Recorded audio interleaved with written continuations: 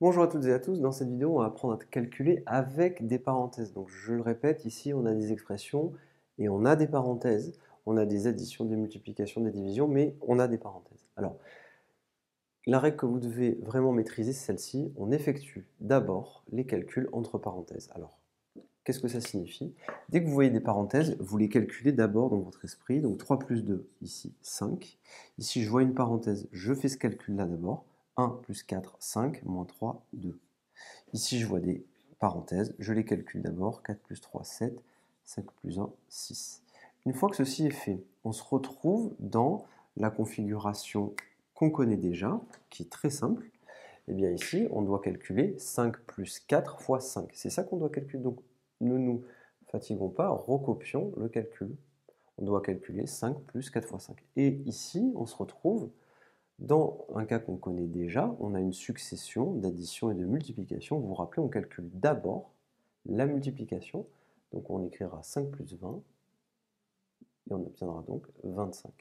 Ainsi, quand on se retrouve dans cette situation, eh bien, on fait étape par étape. D'abord, on calcule les parenthèses, ensuite, on recopie 5 plus 4 fois 5, et ensuite, on effectue le calcul classiquement, c'est-à-dire que là, on a une succession d'addition et de multiplication. On se rappelle qu'il y a une priorité opératoire. On calcule cette quantité d'abord, on la recopie, 5 plus 20, et on fait le calcul.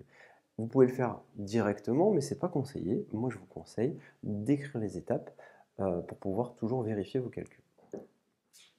Question d'après, la même chose. Eh bien, on va écrire 100 moins 5 multiplié par 2. Ici, 4 plus 1, 5, moins 3, 2. Eh bien, on fait le calcul, 100 moins 5 fois 2, on calcule cette quantité-là d'abord, 5 fois 2, ça fait 10, on obtient 100, moins 10, et 100 moins 10, ça fait 90. Et c'est terminé. La partie qui est ici, pareil, 4 plus 3, ça fait 7, 5 plus 1, ça fait 6. On recopie le calcul, on obtient 17, moins 7, moins 6. 17 moins 7, ça fait... Alors, on va devoir le calculer, on a une succession de soustractions ici, donc on calcule de gauche à droite. 17 moins 7, ça fait 10, moins 6, ça fait 4. Et on a fini.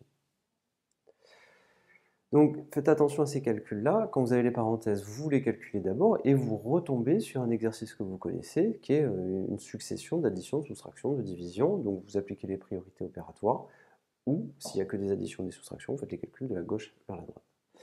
Qu'est-ce qui se passe ici maintenant si on a ce qu'on appelle des parenthèses doubles, c'est-à-dire des parenthèses dans des parenthèses? Alors la règle est très simple, on effectue d'abord les calculs dans les parenthèses les plus intérieures. Donc on va d'abord calculer cette quantité-là. 2 plus 1, 3, la parenthèse la plus intérieure. Une fois que ceci est fait, on va faire ce calcul-là. On va calculer 20 moins 5 fois 3. Ça revient à faire ce qu'on a fait précédemment.